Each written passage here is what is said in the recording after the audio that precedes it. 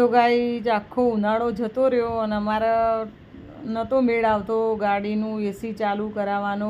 ગાડીમાં લગભગ ખાસા ટાઈમથી 3-4 મહિનાથી તો એસી બંધ હતું. અમે હાના કરીને હસી દસી દાડા કાઢતા હતા. ચોક જવાન થાય એટલે એસી તરત યાદ આવે કે ગાડીમાં ગરમી લાગે ને હાન તે ટાઈમ નહોતો મળતો અને થોડું પૈસામાં એડજસ્ટમેન્ટ નહોતું થતું એટલે ગાડીમાં એસી ચાલુ નહોતા કરાવતા. અમારા ઘર આગળ થોડા ઉંદેડા વધારે આવ્યું ને એના કારણથી એસીમાં થોડું કંઈક બગડ્યું હતું.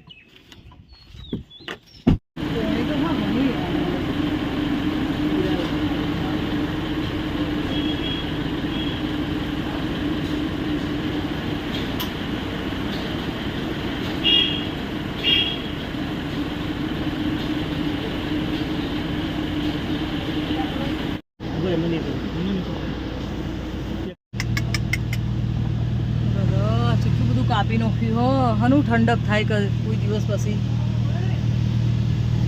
આ બધું યા ત્રાસ છે ઉંદેડોનો તો બાપા.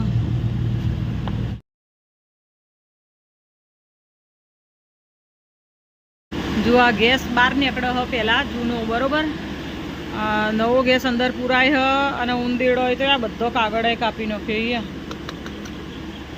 તમો ગાડી તાત્કાલિક લઈને આવવું જરૂરી હતું. અંદર અવાજ પણ ચાલુ થઈ ગયો હતો અને મારા ગાડીના કાગળે પણ ઉંદેડાએ કાપી નાખ્યા. અહીં અંદરથી એટલો ઉંદેડોનો ત્રાસ છે.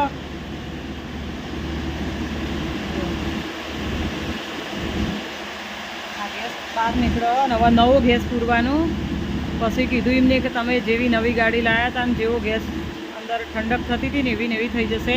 આમાં મેન અમારે એસીનો પ્રોબ્લેમ થયો હતો તો ઠંડક બિલકુલ થતી નથી ગાડીમાં.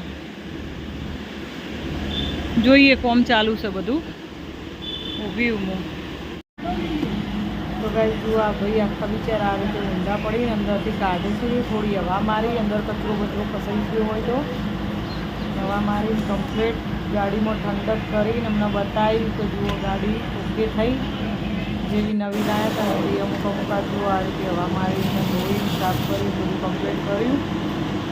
એક ગાડી બદલાવાની હતી તે એક ગાડીને અમને બદલી આપી. મોટું નુકસાન આવે એના પહેલાં કરાવી દેવું સારું. તો બસ હવે અમે થોડી વાર નીકળી જઈએ છીએ ઘેર જવા માટે. તો ગાડી કેવો પ્રોબ્લેમ મોટો થઈ જાય. આવું બધું હોય ને આમાંથી મોટું થઈ જાય તો આમાં ખાસો બધો ખર્ચો તો થઈ જ ગયો તો.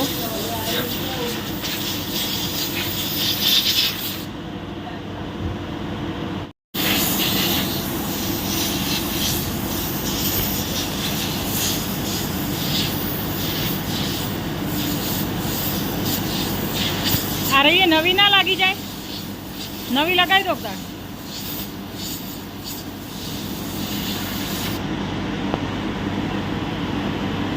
आ एसी फिल्टर नવું લગાવીએ છીએ, લગાવી દો ભાઈ.